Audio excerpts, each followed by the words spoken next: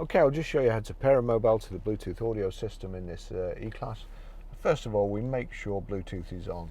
Please follow the road for 1 mile. Then we go to telephone. We need this telephone at the bottom, call list there, and stuff along the top. So direction arrow there, down to telephone, click OK. Bluetooth telephones, select again, OK, and then you've got update.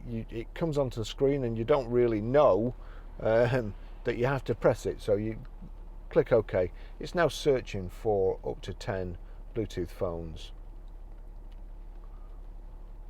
I have to say that the older style phones and the newer iOS operating system and the iPhone 11, it does sometimes confuse it, especially as I had it connected for the test drive and then I deleted it, and I'm now pairing it again. There you go, it's come up with my phone. So downward arrow till I get to my phone, click OK. I've now got to put a code in, so just for convenience for me and quickness, I'll put 0000 in, and then we have to knock the arrow across here to OK.